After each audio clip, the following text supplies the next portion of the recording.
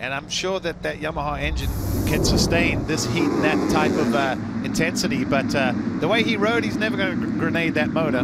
Here it is. Justin Cooper gets the whole shot. If you look back at our Lucas Oil race recap, that's another one of those Yamahas. And then it was 3 of them, Ferrandis and also Shane McElrath up front early.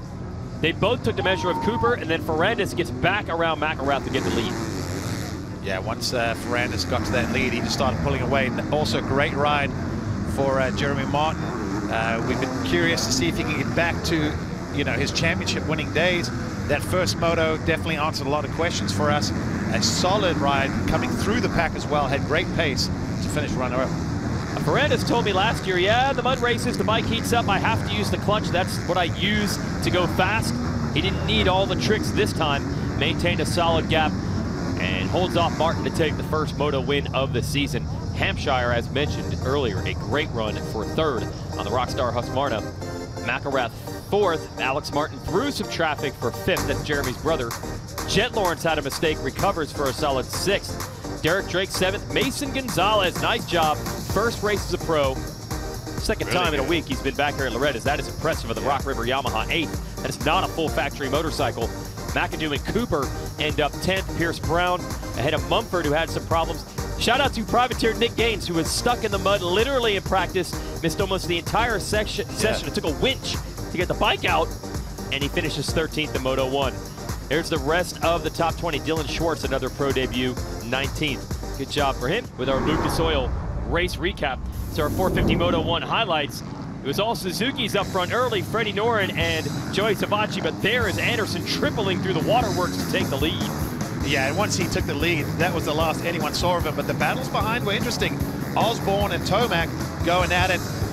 Not used to seeing Tomac getting past and dropping back, and also not really fighting for the position. Osborne looked strong in this one, chasing down Sexton. And then Sexton would go down, just gets the front wheel out of those long, treacherous ruts. Able to come back and still get an 11th out of it.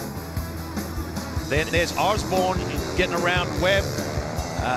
Webb was pretty strong, but just not on the same level as Osborne. You can tell some riders are struggling a little bit, but not this guy. He was just unbelievable, mind-blowing. Can he do it again in Moto 2? We'll have to find out. Man, his teammate gets to 2nd, so it's a 1-2. So that team is fried the competition in that moto. How about that?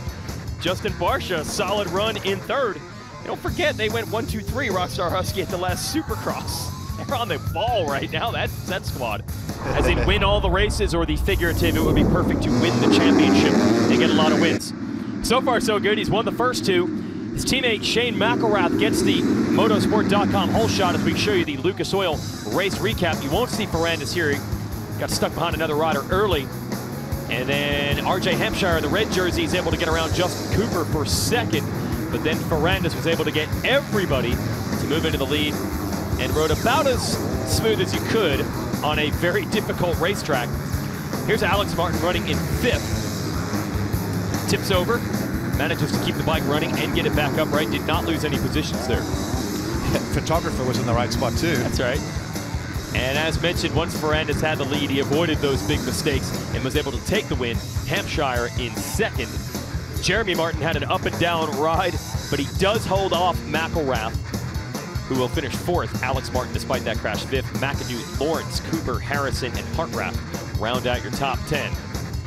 RJ Hampshire, a really good run today. He's got to be proud. First outdoor race on his Rockstar Husqvarna, and he's on the podium. At least he showed potential and the speed is there. Yeah, that's his first race in motocross in this class. Eli Tomac makes a move on Chase Sexton as he begins to challenge. Then he gets around the number 21 here, around the outside of Jason Anderson. That gets your defending champ up to 2nd. And from there, it was just a battle of wills to see who could hang on to the end. Tomac versus Osborne. Tomac got it down to 1 second. Osborne was able to hold him off.